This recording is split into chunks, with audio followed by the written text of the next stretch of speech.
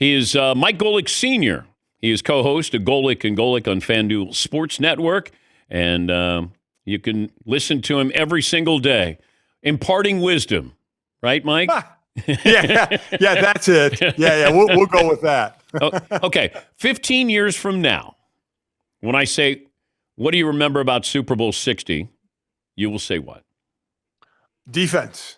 Just like I say about when Tampa Bay won it years ago, Baltimore won it years ago, the Bears in 85, even though they had Walter Payton and Jim McMahon, those teams were led by defense. This one was led by defense.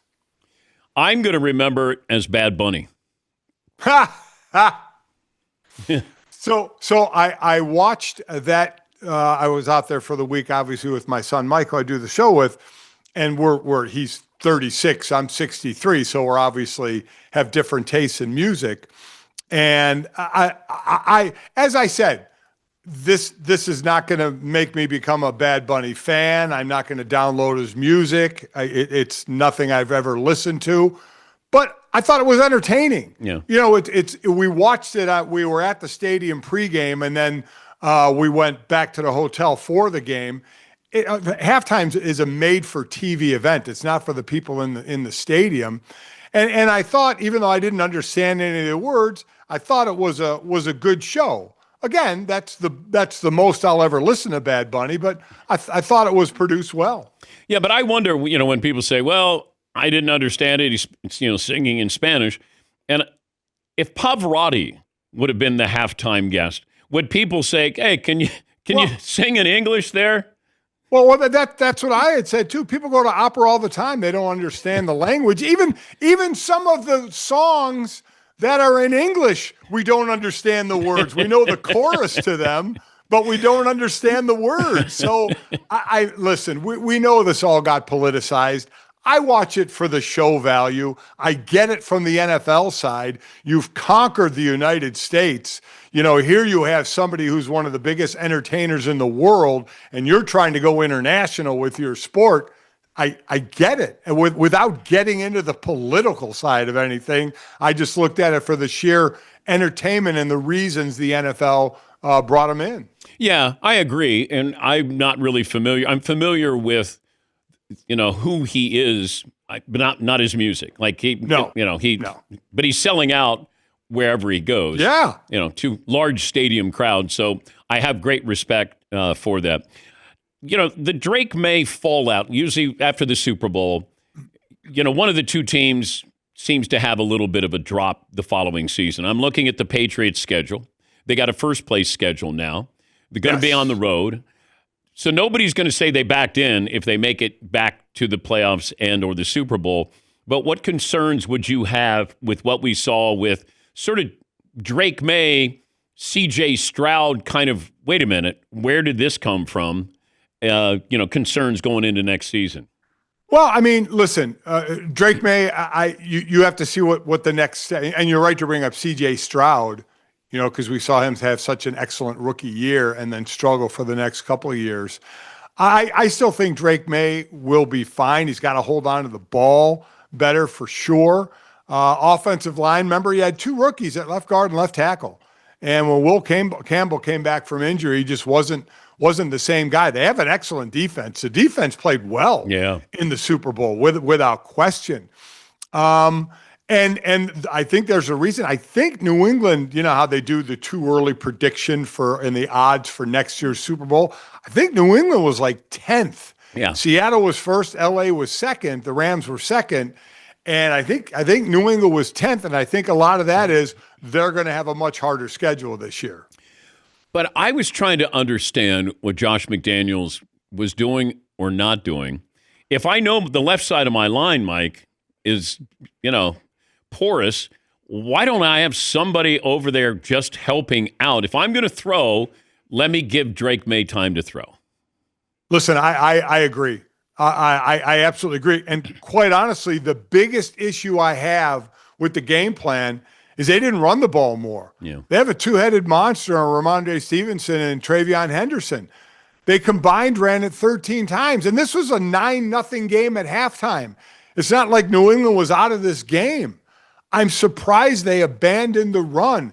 You keep hammering the run, hammer the run. You may gain a yard, 2 yards, 3 yards. Then you pop one for 15. Then you gain a couple. Then you pop one for 20. I was somewhat amazed that they gave up on that when they did, knowing you're going to pass more and then putting your left side of the line, the rookies, on an island, both Jared Wilson and Will Campbell. I thought New England could steal this when it was only 9-0 and it should have been 21-0, just the way Seattle was playing. And I thought just get something, get some momentum, and they never got any rhythm whatsoever. Now all of a sudden, I mean, when you think about it, Drake May had the most passing yards in one quarter in the history of the Super Bowl and had a bad game.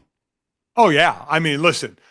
At that point, Seattle was giving them everything they could underneath, and they were getting some yards after the catch, and that really padded Drake May's stats. Because neither quarterback was great in this game. I mean, Sam Darnold completed 50% of his passes. At some point in this game, Dan, the New England offense had to be on the sideline in between series going, okay, this Seattle team is showing us things that they hadn't shown. Devin Witherspoon blitzed more times in this game than he did in any game all season. As New England was trying to figure out not to get too far into the weeds, you send a guy in motion or a back in motion or a receiver in motion to try and figure out, is the defense playing zone or playing man? If a guy follows a guy, it's a lot of times it's man, blah, blah, blah, blah. Well, Seattle would follow a guy, make it look like man, and then play zone. I mean, they just did a great job. Mike McDonald did a great job in disguising defenses, bringing blitzers. I think Devin Witherspoon should have been the MVP. Again, I'm not pounding the table that Walker won it. He had an excellent game, so it's not like I'm losing my mind on it. But I think I would have gone with the defensive player. But New England just had to be sitting on the sidelines going, they're just better than us right now. We need to figure something out, and they never figured anything out.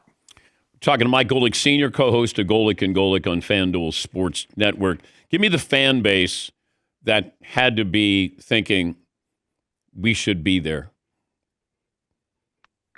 Oh, boy. Probably the Rams, even though it was Seattle that beat them.